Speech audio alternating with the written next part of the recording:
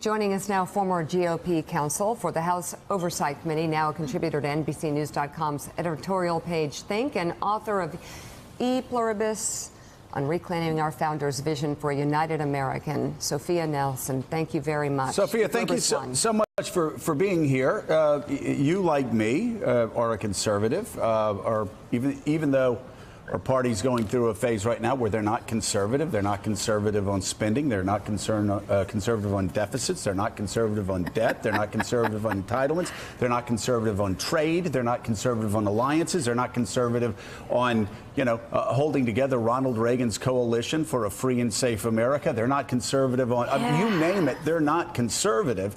And yet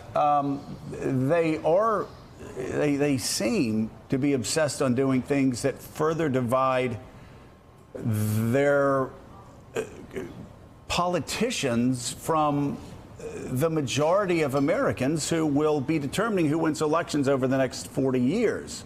How bad have the last week been for members of my former party politically? I mean, we see the polls that show the generic ballot test is widening again in Democrats' favor. How bad will this be, not only in 18, but also in 20 for Republicans?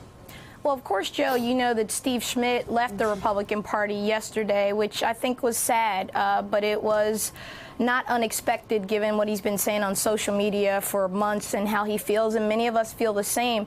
I think that the Republican Party is in very serious trouble. It's been trending that way for a while for all the reasons that you explained. It's not truly a conservative party anymore in the way that we value conservatism. In Virginia, my home state, they've nominated Corey Stewart for the U.S. Senate on the Republican ticket. Here's a guy that's openly been supportive of white supremacist and Nazi type of personalities and ideas, and that's who's the Republican nominee. So, which, by the way, in that case, forget about the moral outrage. If you don't want to look at it morally, because so many Republicans don't, just look at it politically. He has now put 4 swing seats from Virginia in the Democrats' hand. So now, Barbara Comstock, goodbye. My congresswoman. Yeah, all of them. Yeah, I mean, I've known Barbara for a long time, have great respect for her, but that selection just made her job so much more difficult.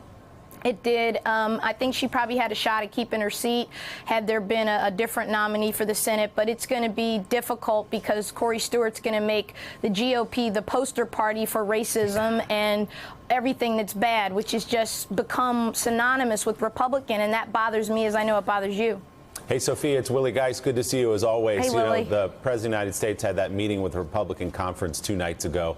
And in it, there was a moment where he mocked Mark Sanford, who wasn't there. We had Sanford on last week, I guess it was, right after he lost his primary. And he said his message to those people running this fall, Republicans, is to pledge allegiance to Donald Trump or else. What do you think the state of the party is if you're running for office right now and you try to cross Donald Trump in some way? Well, I think, again, going back to Steve Schmidt, everything he said was right. It's not the Republican Party anymore. I mean, I could go on a long history that we don't have time for right now about what the true Republican Party is, the party of Lincoln, the party of Thomas Jefferson, et cetera, and Republican ideas. We're not that anymore. We've become a very, what I would call regional, myopic, angry party that is afraid of the demographic shifts in this country, that doesn't understand diversity and what it means to be a true big tent, and a party that has tolerance for ideas both on the left and the right and in the center. That's not the Republican Party I grew up in with Jack Kemp and Christy Whitman and people that were mentors of mine.